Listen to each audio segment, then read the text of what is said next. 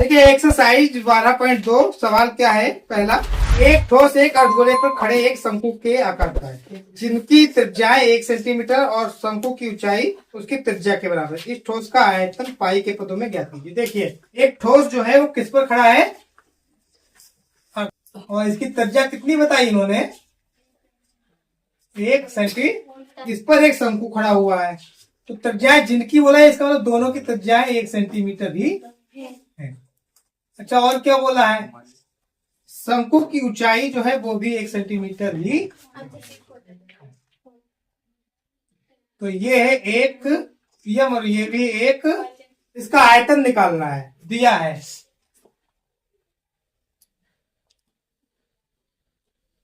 शंकु की त्रिज्या R1 एक, शंकु की ऊंचाई कितनी हो जाएगी, अर्ध गोले की त्रिज्या R2 ये कितनी है, ये भी 1 सेंटीमीटर है। ठोस का आयतन क्या हो जाएगा, शंकु का आयतन प्लस अर्ध गोले का आयतन। ठीक है, देखिए शंकु का आयतन फार्मूला क्या होता है, 1/3 पाई R स्क्वायर H। तो R1 आएगा यहाँ पर। ठीक है, अच्छा अर्धगोले का क्या होता है, 2/3 पाई R क्यूब। वैल्यू लगाओ, 1/3 पाई, क्वेश्चन कह रहा है पाई के पदों में तो पाई की वैल्यू नहीं लगानी है। ठीक है, R1 है तो 1 का स्क्वायर और 1, यहां क्या आएगा 2/3 पाई और यहां भी R का मान 1 है तो 1 की पावर 3। तो देखो 1 की कितनी भी बार मल्टीप्लाई करो, 2 बार यहाँ 1 बार यहाँ, 1 ही आएगा। और 1 की फिर 1 से मल्टीप्लाई करेंगे तो क्या आएगा 1। तो यहाँ पर आएगा 1/3 पाई, और यहाँ देखो 1 के 3 बार कर रहे हैं, 1 आया, फिर 2 से करेंगे तो क्या आएगा 2, 2/3 पाई। तो देखो पाई को कॉमन कर लो, अंदर बचेगा 1/3 प्लस 2/3। नीचे देखो 3 कॉमन है तो एक बार लिख लिया जाएगा, ऊपर वाला ऐड कर दिया जाएगा, 1 + 2 बटे में आएगा 3, ये बन जाएगा पाई 3/3, 3 से 3 तो पाई घन सेंटीमीटर या सेंटीमीटर क्यूब। देखिए अगला सवाल क्या कह रहे हैं, एक इंजीनियरिंग के विद्यार्थी रचे से एक पतली एल्यूमिनियम की शीट का प्रयोग करते हुए एक बादल बनाने को कहा गया जो एक ऐसे बेलन के आकार का है जिसके दोनों सिरों पर 2 शंकु जुड़े हुए हैं। इस मॉडल का व्यास 3 सेंटीमीटर है और इसकी लंबाई 12 सेंटीमीटर है। यदि प्रत्येक शंकु की ऊंचाई 2 सेंटीमीटर तो चेल द्वारा बनाए गए मॉडल का में अंतर्विष्ट हवा का आयतन ज्ञात कीजिए।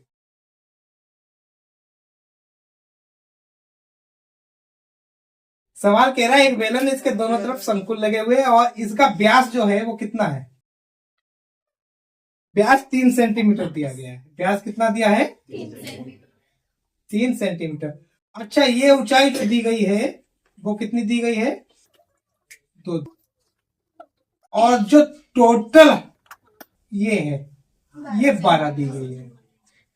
देखिए अब इसका जो है हाइट ये क्या बचेगा, देखो 2 ऊपर से 2 नीचे से अगर घट जाएगा तो यहाँ पर बचेगा 8 सेंटीमीटर। अब ये इसका आयतन पूछ रहे हैं, बेलन का व्यास, बेलन की त्रिज्या कितनी हो जाएगी 3/2 सेंटीमीटर, बेलन की ऊंचाई 8। अब आ जाओ शंकु, तो शंकु की त्रिज्या क्या है, जो बेलन की वही शंकु की रहेगी। इसे मैंने R1 माना तो इसे R2 मान लो, ये H1 है। ठीक है, त्रिज्या 3/2 सेंटीमीटर ही रहेगी। शंकु की ऊंचाई H2 ये क्या है 2 सेंटीमीटर। देखिए मॉडल में अंतर्विष्ट हवा का आयतन, देखो दो तो ये है, इसका आयतन जोड़ना पड़ेगा, एक का 2 गुना कर दो, दोनों बराबर है ना। देखिए 2 गुणा शंकु का आयतन प्लस बेलन का आयतन। अच्छा 2 शंकु का आयतन 1/3 पाई। ये देखो शंकु की जो मैंने मानी थी त्रिज्या R2 स्क्वायर H2, ये R1 स्क्वायर H वैल्यू लगाइए 2 1/3 पाई का मान 22/7। R कितना दिया गया है 3/2 H कितना दिया है 2 22/7, यहाँ 3/2 और ये आ जाएगा 3 से 3 कैंसिल हो जाएगा, 2 से ये वाला 2 कैंसिल करेंगे, 2 से ये वाला 2, तो यहाँ बचेगा 22 66।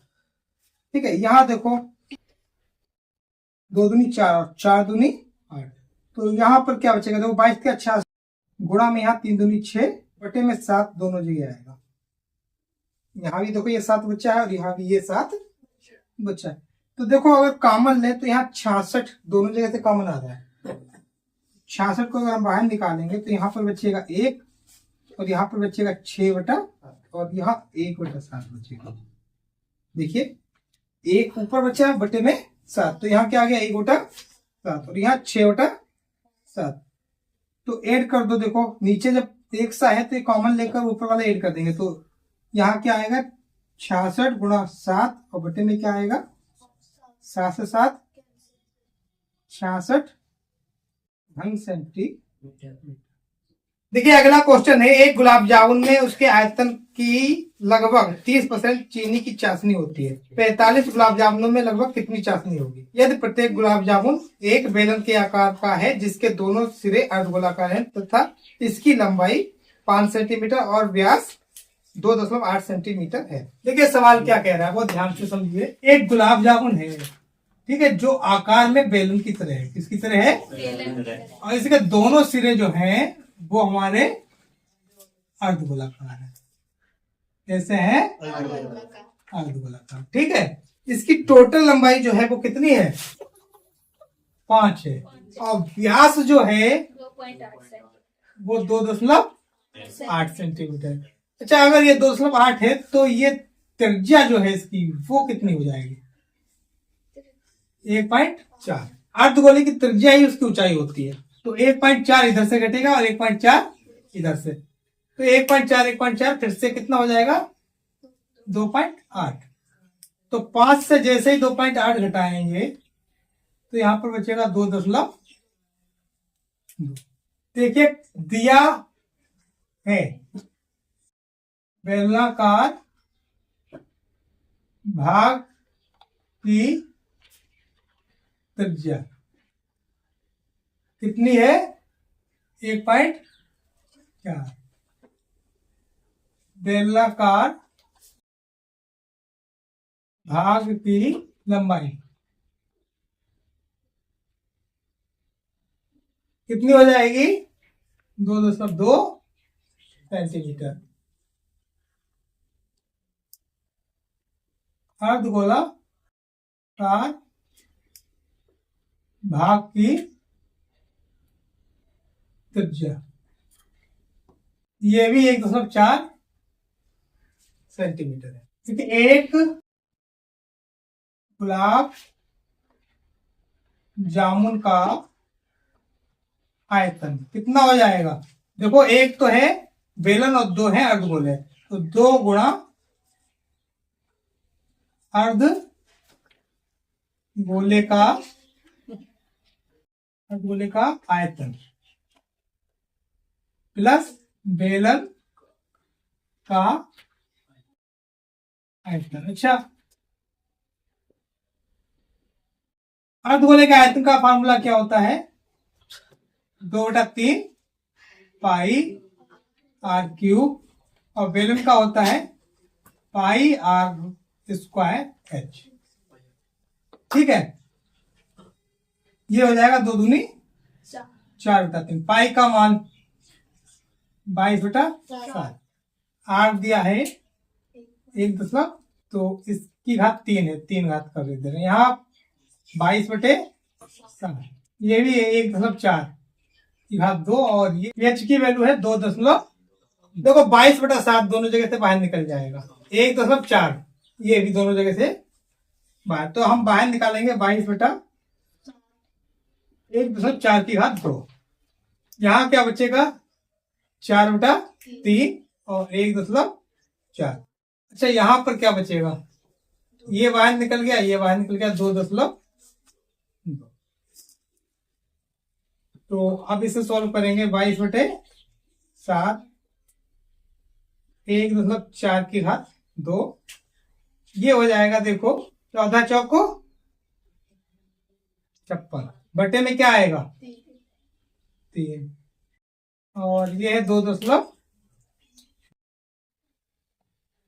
देखिए 22/7 ये ऐसे ही रहने देंगे और इससे सॉल्व कर लेंगे। 22 66, तो 5.6 प्लस 6.6 बटे में क्या आएगा?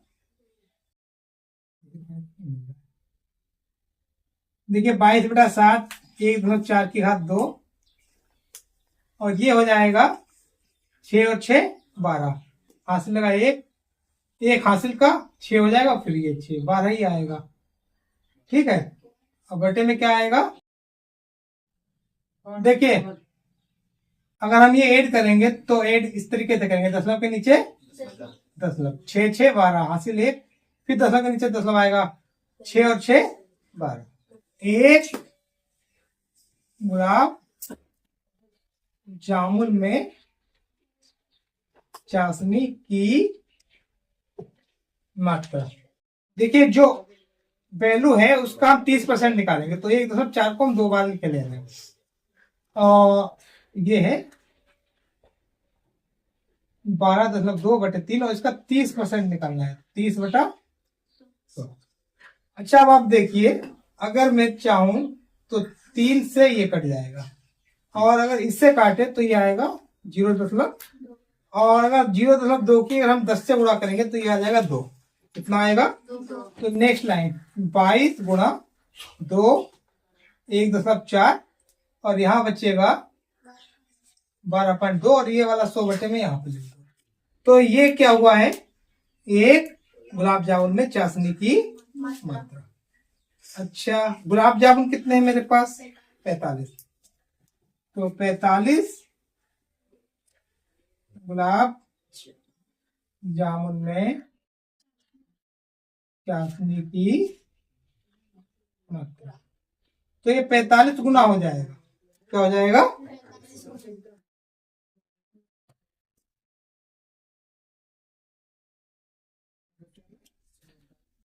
देखिए 45 की 2 से अगर गुणा कर रहे हैं तो ये आएगा 90, और 22 की 14 से अगर गुणा कर रहे हैं तो देखो 22 चौको 88, हासिल लगा 8, 22 और 8 30, एक के बाद दशमलव लग जाएगा, और यहाँ पर क्या बचा है? 12.2 बटे में 100, तो 0 से 0। अब देखेंगे इसकी इससे गुणा कर दे रहे हैं, तो 9 8 72, हासिल कितना आएगा? 7। 0 से गुणा करेंगे तो 0 ही आएगा, फिर आ जाएगा 7, एक के बाद दशमलव रहेगा, और 9 3 27, और 12.2 बटे में क्या आएगा? 10। तो इसकी गुणा क्या आएगी? देखिए इसकी मल्टीप्लाई जब हम करेंगे तो कितना आएगा? 2 दूनी 4, 7 दूनी 14, 7 दूनी 14 1 15, 2 दूनी 4 और 1 5। फिर से देखो ये आ जाएगा 4 4 5 और 5। अब आएगा 2 7 7 और 4 8 9 2 11 हासिल लगा 1, 10 और 8 18 हासिल 1, 7 5 12 और 1 13 हासिल 1। देखिए 2 के बाद दशमलव लगेगा मेरा, कितने के बाद दशमलव लगेगा 3 3 8 1.8 4 बट्टे में आएगा 10। ये जब जीरो काटेंगे तो दशमलव कहाँ पर आ जाएगा, तो ये वैल्यू जो बचेगी 3 3 8.184। अच्छा ये लगभग में वैल्यू पूछी गई है, तो देखो सेंटीमीटर में पॉइंट के बाद 3 अक्षरों का तो वैसे ही काम नहीं होता है, और ये 18 ये बहुत कम होता है। रूल क्या होता है 5 या 5 से बड़ा होने पर इधर का अक्षर बढ़ाया जाता है। ठीक है, अगर यहाँ 58 होता 51 होता तो यहाँ पर हम 39 कर देते हैं, पर यहाँ पर वैल्यू जो है 5 से कम है तो ये ऐसे ही छोड़ देंगे और इससे लिखेंगे 3 3 8 सेंटीमीटर क्यूब लग। देखिए एक कलमदान घनाभ के आकार की एक लकड़ी से बना है, जिसमें कलम रखने के लिए 4 शंक्वाकार गड्ढे बने हुए। घनाभ की विमाएं 15 cm गुणा 10 cm गुणा 3.5 cm है। प्रत्येक गड्ढे की त्रिज्या 0.5 cm है और गहराई 1.4 cm है। पूरे कलमदान में लकड़ी का आयतन ज्ञात कीजिए। एक कलमदान है, ठीक है, तो उसका केवल मैं ऊपरी पार्ट बना रहा हूँ, बाकी आपका चित्र किताब में भी बना। इसमें क्या किया गया, 4 गड्ढे बनाए गए और शंकु के आकार के हैं। कैसे हैं, शंकु के आकार, कलम रखने के लिए। ठीक है, तो ये लकड़ी का है। इसमें देखो इसकी विमाएं क्या दी गई हैं, घनाभ की लंबाई यल कितना दिया गया है 15 सेंटीमीटर, घनाभ की चौड़ाई बी 10 और घनाभ की ऊंचाई कितना दिया है 3.5 सेंटीमीटर। देखिए L1 V1 H1 करे दे रहे हैं। अच्छा आप देखिए दूसरी चीज क्या दी गई है, शंकु की त्रिज्या R2। देखिए शंकु की त्रिज्या दी गई है 0.5 सेंटीमीटर और गहराई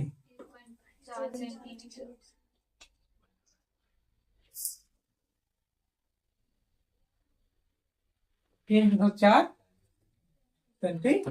अब हमें निकालना क्या है, ये जो लकड़ी है इसमें ये 4 भाग निकाल कर ही आयतन बताना है। तो कलमदान में लकड़ी का आयतन क्या हो जाएगा, घनाभ का आयतन, और निकालना क्या है 4 शंकु निकालने हैं, तो 4 गुणा शंकु का आयतन। देखिए घनाभ का आयतन होता है L B और H और ये होता है शंकु का। तो देखो ये तो 4 हो गया, फिर क्या आएगा 1/3 पाई R²H। देखो ये R2H2 और ये सब बंद करे दे रहे हैं। इसका मान मैंने क्या माना है, देखिए L का काम है 15 V 10 3.5, ये हो जाएगा 4/3 22/7। R कितना दिया है 0.5 और यहाँ पर 1.4 दिया गया। अच्छा ये तीनों काटेंगे और यहाँ पर 10 10 और 10 ये आ जाएगा 7 एकम 7 दूनी 4, 2 एकम 2 पंचे, इस 5 से ये 5 कैंसिल। ठीक है, 5 एकम 5 दूनी 10, इस 2 से ये 4 कैंसिल करेंगे तो यहाँ क्या बचेगा 2। अच्छा यहाँ भी देखो क्या करेंगे हम, ये 10 से 10 कैंसिल। अगली लाइन देखो क्या आएगी 15 गुणा 35, यहाँ पर क्या बचेगा 2/3 22, ये तो कैंसिल हो चुके हैं दोनों 5, 1/10 है। देखिए इनकी गुणा क्या आएगी 15 × 75 हासिल 7, 15 × 45 और 7 52। इसकी गुणा हो जाएगी 22 दूनी 44 बटे में क्या आएगा 10 तिया 30। ठीक, तो देखो ये काटकर यहाँ पर दशमलव आएगा 5 2 5 माइनस 4 बटे में 3। देखिए यहाँ तिरछी गुणा हम कर दे रहे हैं इसकी तो 25 तिया 75 5 तिया 15 4.4 बटे में क्या आएगा घटाएंगे देखो तो इसे 1 5 7 5 दशमलव 0 लिख लो और ये लिखेंगे 4.4। यहाँ बचेगा 6, यहाँ 4 में से 4 गया 0, यहाँ तो हमारा जो आएगा 1 5 7 0.6 बटे में कितना है 3 भाग दो 3 5 15 3 दूनी 6 1 बचा 10 हो गया 3 तिया 9 1 बचा 3 5 15 1 बचा है 3 तिया सेंटीमीटर क्यूब। देखिए एक सवाल है, एक बर्तन उल्टे शंकु के आकार का है जिसकी ऊंचाई 8 cm है। शंकु है उल्टा, ऊंचाई कितनी है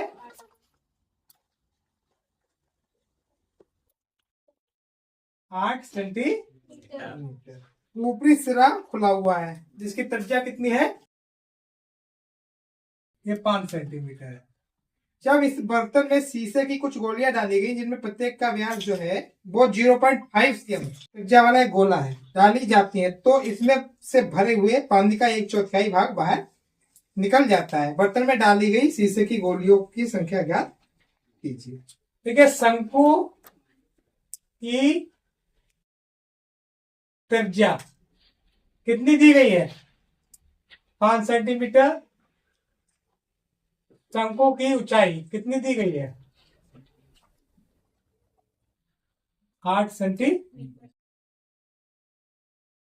गोलियों की त्रिज्या, गोलियां देखो जो होती है गोलाकार होती हैं और उनकी जो त्रिज्या दी गई 0.5 सेंटीमीटर। देखिए साइंस में एक प्रमेय पढ़ाई जाती है आप लोगों को, किसी भी बर्तन में अगर हम कोई वस्तु डालेंगे तो वो अपने आयतन के बराबर पानी को बाहर निकालती है। ठीक है, और एक गोली डालेंगे तो उसका आयतन उस पानी के बराबर होगा जो बाहर निकलेगा। 2 डालेंगे तो 2 गोलियों का आयतन उस पानी के बराबर होगा जो बाहर निकलेगा।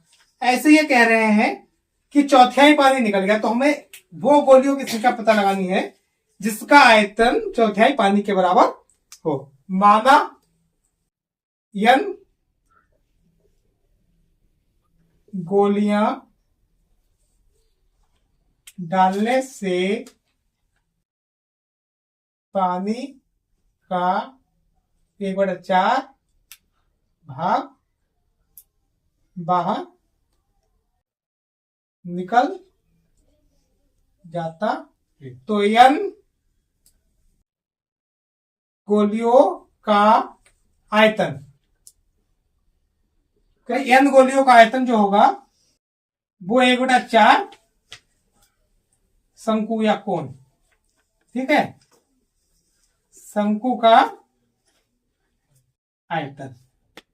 गोलियां कैसी हैं गोलाकार 4/3 पाई r क्यूब 1/4 1/3 पाई r स्क्वायर। ठीक है, वैल्यू लगाएंगे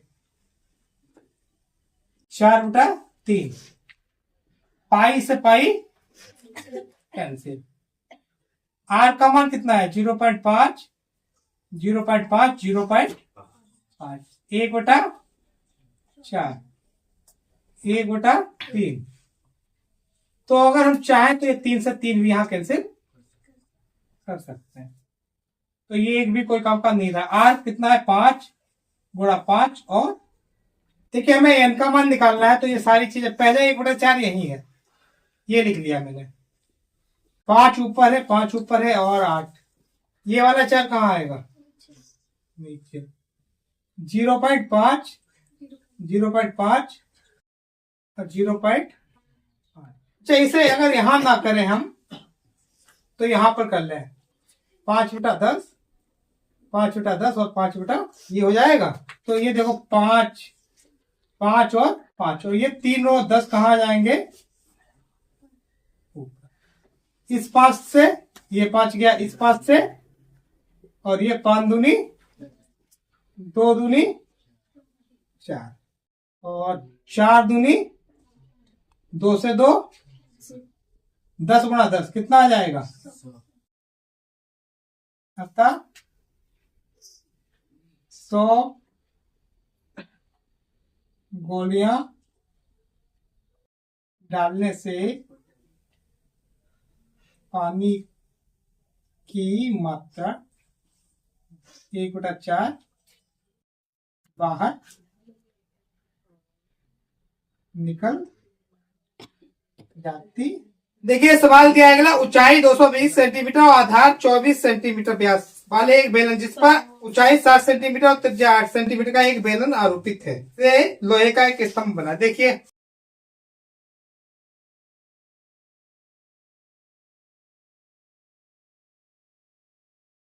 तो दो बेलनों को मिलाकर एक मेरी आकृति बनी है, ठीक है। इसकी ऊंचाई जो दी गई है वो 220 दी गई है।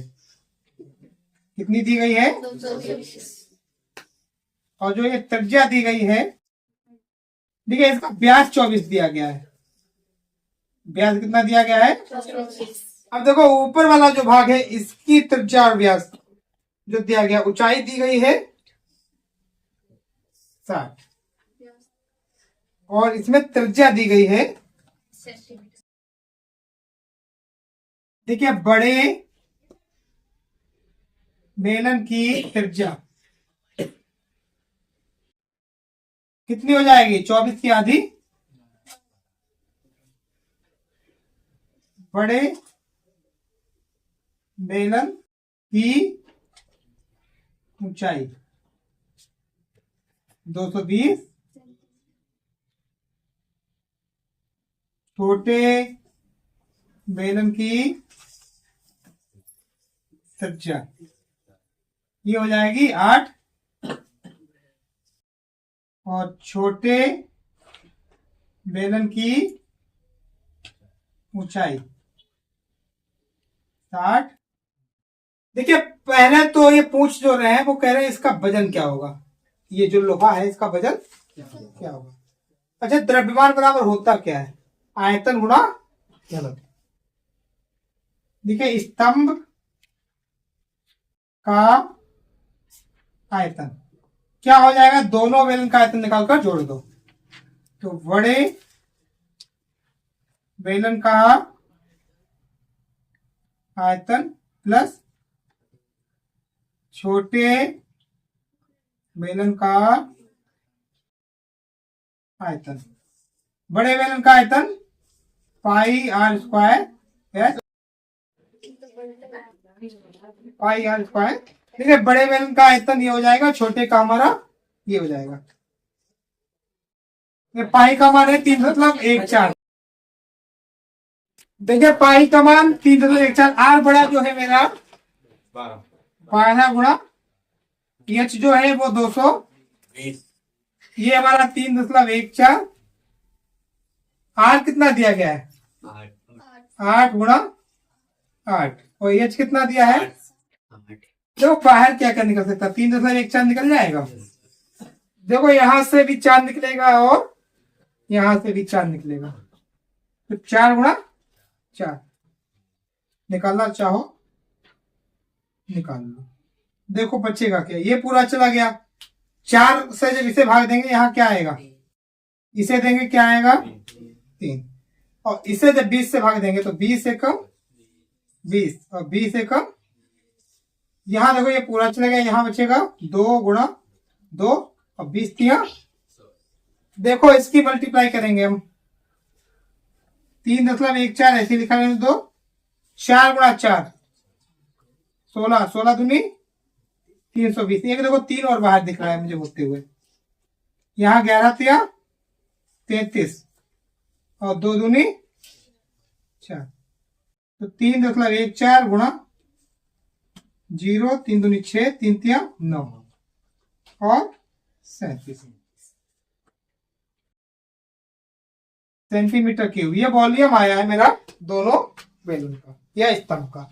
अच्छा, इन्होंने कहा क्या है, देखिए दिया है चूंकि 1 सेंटीमीटर क्यूब लोहे का द्रव्यमान 8 ग्राम, और हमारा कितना सेंटीमीटर क्यूब आया है 3.14 मल्टीप्लाई है 960 और मल्टीप्लाई है 37 सेंटीमीटर क्यूब लोहे का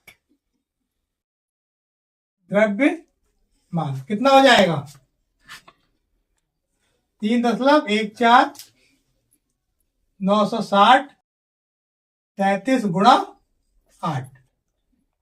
देखो देखिए इनकी मल्टीप्लाई करेंगे 314 और 960 0 0 0 6 चौको 24 हाथ लगे 2 6 कम 6 2 8 6 3 18 9 चौक 36 9 एकम 9 3 12 और 9 3 27 और 1 28 0 4 4 1 0 1 हासिल का और ये 2 3 मतलब है 2 के बाद दशमलव कितने के बाद है देखो इसकी इसकी मल्टीप्लाई होगी। अब कितने से करेंगे तो लास्ट का 0 कोई काम का नहीं।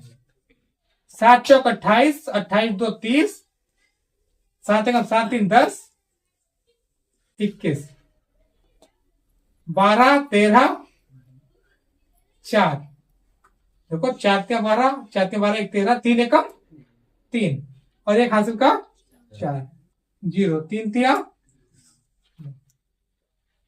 2 3 5 1 9 और 2 11 गुणा कितने से करनी है अब हमें 8 की 8 से 8 8 64 का 4 हासिल 6 8 दूनी 16 और 6 22 22 का 2 हासिल लगेगा 2 8 24 24 और 2 26 फिर से हासिल 2 ही रहेगा 8 में से 40 और 2 42 हासिल कितना लगेगा 4 8 एकम 8 8 और 4 12 हासिल कितना आएगा 8 एकम।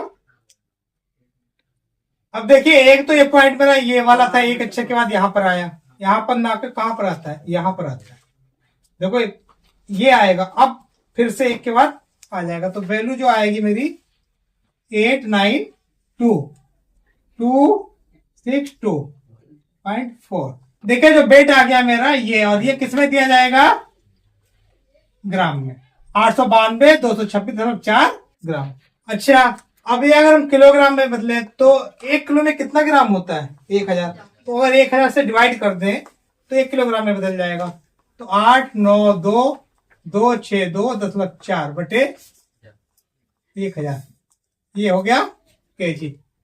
ये दशमलव अब यहां पर आ जाएगा यहां से हटकर तो ये हो गया 892.26। अब बाद में ज्यादा अक्षरों की कोई जरूरत नहीं तो यहीं पर छोड़ देंगे। हम एक अक्षर और लेना चाहे तो ले सकते हैं केजी।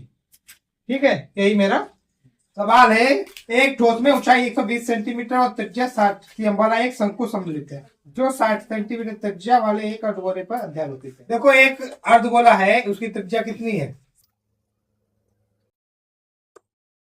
60 है। कितनी है 60। इसके ऊपर क्या बना हुआ है शंकु बना हुआ है तो इसकी त्रिज्या कितनी उन्होंने दी है वो भी 60 ही है तो इसकी त्रिज्या उसकी त्रिज्या क्या रहेगी बराबर। अच्छा इसकी ऊंचाई कितनी दी है 120। इस ठोस को पानी से भरे हुए एक लंबवृत्तीय बेलन में इस प्रकार डाल दिया जाता है कि वह बेलन की तली को स्पर्श करता है। अब ये किसमें डाला गया है बेलन में और ये बेलन की तली को स्पर्श कर रहा है। किसे स्पर्श कर रहा है ये बेलन की त्रिज्या 60 सेंटीमीटर यानी जो इसकी त्रिज्या वही बेलन की है तो बिल्कुल बेलन ऐसे चिप सकता हुआ बना तो ये बेलन बन गया मेरा जिसकी भी त्रिज्या कितनी है 60 है। अब ऊंचाई 180 देखिए ऊंचाई यहाँ तक 180 हो जाएगी ये 60 त्रिज्या ये भी तो 60 त्रिज्या होगी ये त्रिज्या तो होगी और ऊपर 120 तो यहाँ से यहाँ तक जो ऊंचाई है वो कितनी होगी पूरी 100 यानी पूरा पूरा इसी की ऊंचाई का होगा। अब ये कह रहे हैं पानी से भरा बर्तन है इसलिए जब मैंने ये डाला तो शेष पानी का आयतन शेष पानी क्या होगा। देखो मैंने अभी उस दिन आपको कंचे मार्बल्स वाला बताया था कि जितना मार्बल अंदर जाएगा उतना ही पानी बाहर आएगा यानी वॉल्यूम ऑफ मार्बल्स या कंचों का आयतन जितना होगा उतना ही गिरे हुए पानी का आयतन होगा। अब इसमें अंदर जो चीज डाली जा रही है ठोस, तो इसका आयतन जितना होगा यानी जितनी जगह ये घेरेगा उतना ही पानी बाहर निकलेगा। तो टोटल पानी में से ये जगह घटा देंगे हम तो बच्चा को पानी आ जाएगा। अब देखो R1 60 सेंटीमीटर, बेलन की ऊंचाई H1 180 सेंटीमीटर। देखो नीचे से ऊपर तक 180 दी गई है। अच्छा अब आ जाओ अर्धगोले की त्रिज्या।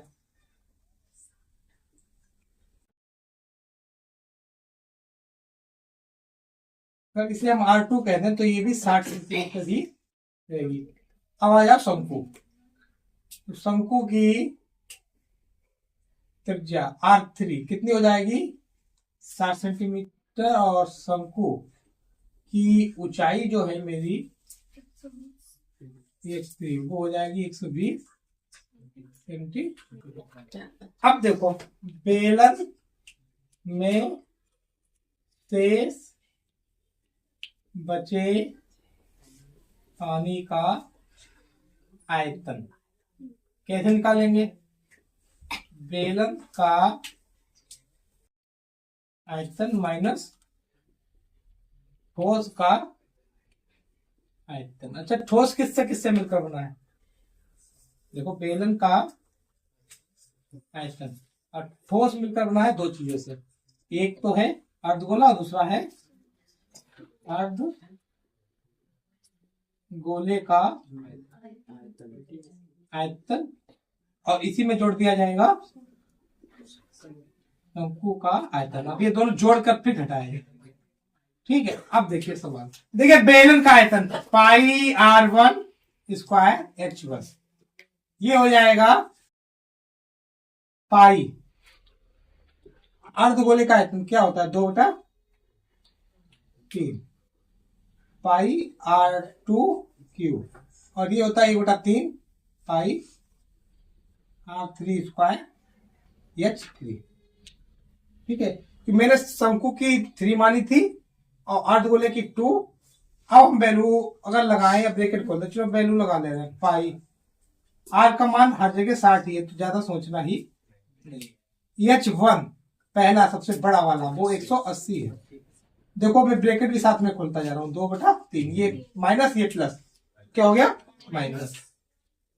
पाई का मान अभी हम नहीं लगाएंगे, 60 गुणा 60 गुणा 60। अब ये वाला भी माइनस का हो जाएगा 1/3 पाई 60 गुणा 60 गुणा 120। देखो अब एक चीज देखो पाई पाई पाई हर जगह से बाहर निकल जाएगा, 60 60 और 60 ये भी हर जगह से बाहर निकल जाएगा। कैसे निकलेगा ये देखिए आप, 60 60 और इससे जब 60 से भाग देंगे तो 3 बचेगा। तो यहाँ बचेगा ये पूरा गया ये पूरा गया 6 या 18, केवल 3 बचा। यहाँ पर 2/3 तो बचेगा ही बचेगा। ये तीनों बाहर हो गए। अच्छा यहाँ आप देखिए 1 2 और ये बाहर निकल गया, यहाँ से 6 दूनी 12, तो यहाँ भी आ जाएगा 2/। देखिए 6 गुणा 6 गुणा 6 तो ये होता है 216 3 0। ठीक है पाई का मान अगर नहीं दिया है तो हम लगाएंगे 22/7। ये देखो माइनस के माइनस में ऐड कर देंगे तो दोनों के बटे में 3 है, ये 2 और 2 क्या हो जाएगा 4/3। तो यहाँ आएगा 216 0 0 22/7 गुणा 3 का 9 में से 4 जाएगा 5/3, 3 से ये काटेंगे 3 7 21 3 दूनी 22 पंचे 110 बटे में क्या आएगा। देखो 1 0 2 3 4 0 हो जाएंगे, 3 ये और 1 ये। अब 11 से गुणा करो, 11 दूनी 22, 11 सते 77 2 79 बटे में क्या आएगा 7। ठीक है 7 से भाग देंगे 7 एकम 7, 9 को देंगे 7 एकम 7, कितना बचा 2 22 7 या 21। यहाँ पर 1 बचा, 10 हो गया। तो 7 एकम 7, 30 हो गया।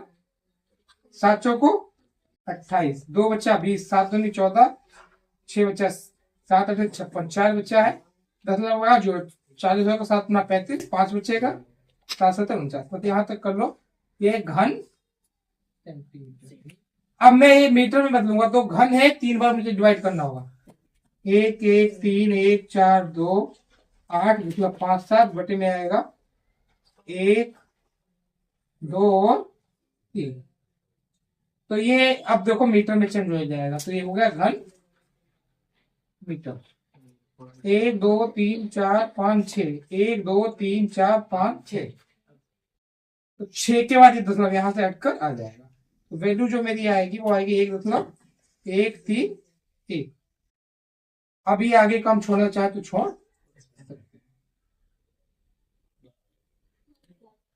ब्रैकेट में लिख देंगे हम लग। देखिए 8वां सवाल क्या कह रहा है, एक गोलाकार कांच के बर्तन की एक बेल के आकार की गर्दन। देखो ये गोलाकार बर्तन है, इस पर कांच की गर्दन लगी हुई है, ठीक है। गर्दन जिसकी लंबाई कितनी है 8, तो ये लंबाई जो है वो 8 सेंटीमीटर और इसका व्यास जो दिया है 2 सेंटीमीटर दिया है, जबकि गोलाकार भाग का व्यास कितना दिया है 8.5। तो ये इसका व्यास दिया है। अब ये क्या कह रहे हैं, इसमें भरे जा सकने वाले पानी की मात्रा मापकर एक बच्चे ने ये ज्ञात किया कि बर्तन का आयतन 345 cm क्यूब है। जांच कीजिए कि उस बच्चे का उत्तर सही है या नहीं। ये मानते हुए कि उपरोक्त मापन आंतरिक मापन है और पाई का मान 3.14, ठीक है। तो इसका आयतन निकालने के मुझे इसका और इसका दोनों का आयतन ऐड करना होगा। तो देखो पहले लिखेंगे हम गोले का व्यास कितना दिया गया है 8.5 सेंटीमीटर। तो गोले की त्रिज्या क्या हो जाएगी, वो हो जाएगी 8.5 बटे 2।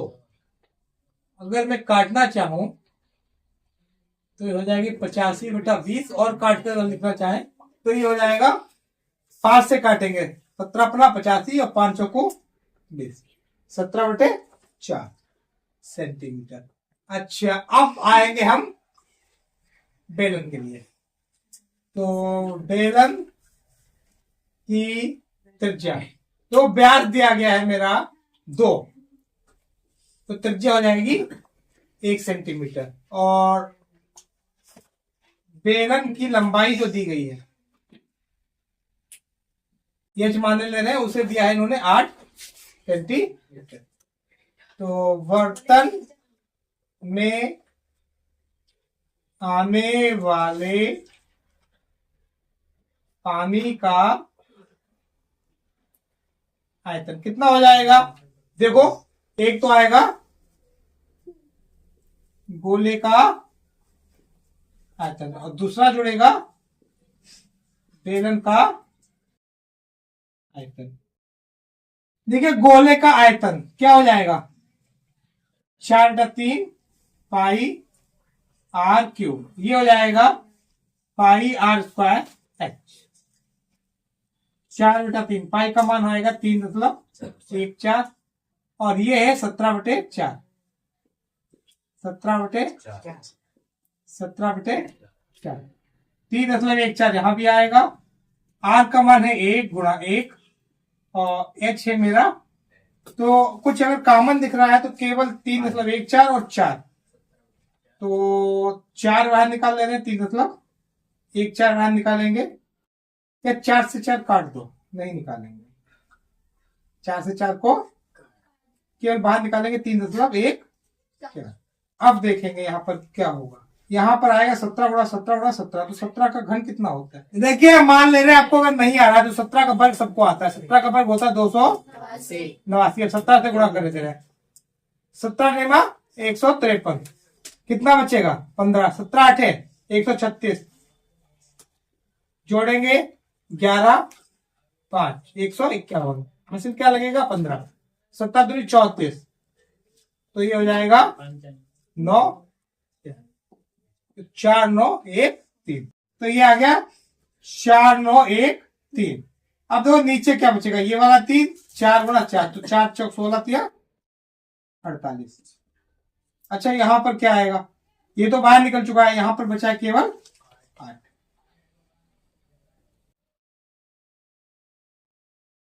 अब हम क्या करेंगे, इसकी तिरछी गुणा होगी, तो 48 की 8 से गुणा होगी। यहाँ तो देखो यही रहेगा 4 9 1 3। यहाँ क्या हो जाएगा, 8 की 8 से करेंगे, 8 8 64, 6 8 चौक 32 और 6 38 बटे में क्या आएगा 48। देखो 48 को अगर 2 से काटे और 2 को इससे काटे, 2 1 2, 2 पंचे 10, 2 सते, ये 2 से कट गया और यहाँ आएगा 2 से काटने पर। अब नहीं कटता दिख रहा है, कोई बात नहीं, ऊपर वाला आधा हल कर लो। ये देखो 4 3 8 1 9, 9 3 12 बटे में क्या आएगा 24। अब गुणा करेंगे हम 52 97 की 1.5 से क्या आएगी, देखो 7 सते 49, 7 ने 63, 4 67 हाथ लगेगा, 6 7 दूनी 14, 14 और 6 20 हासिल क्या आएगा 2, 7 गुना 35 और 2 37, 5 सते 35 हासिल 3 लगेगा, 5 ने 45, 45 और 3 48 हासिल आएगा 4, 5 2 10 और 4 14 हासिल 1 आएगा, 25 और 1 26। 1 से करेंगे तो 7 9 2 और 5 9, 7 5 12, 8 8 16, 8 4 12 और 9 21, 5 6 11 और 2 13 8। ठीक है, दशमलव लगेगा 2 के बाद, तो ये जो मल्टीप्लाई आएगी 831 6.29 बटे में क्या आएगा। अब 24 से भाग, 24 का पढ़ा अगर नहीं आता है भाग हम यहाँ पर देंगे, देखो क्या होगा 8 3 1 6 2 9।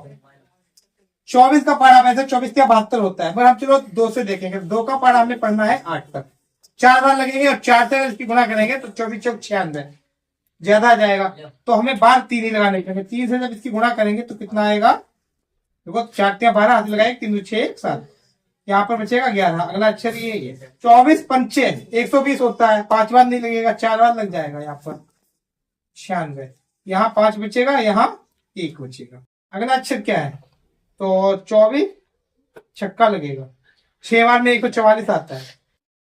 ठीक है, तो ये आएगा 144, गुणा करके देख लो, 4 24 हासिल 2 6 12 2 14।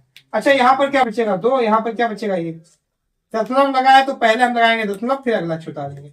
122, देखो 5 बार में 120 आता है, तो यहाँ क्या करेंगे हम 5, तो 24 पंचे 130, यहाँ 2 बचा 9, 24 एकम यहीं पर हम छोड़ देंगे, तो ये आ गया मेरा 3 4 6 5 1। तब बच्चे का उत्तर सही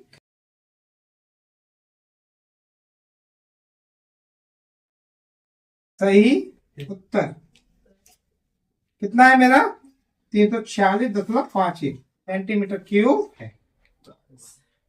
ठीक है, तो यही आंसर है मेरा। Thanks for watching. Please share video and subscribe my channel.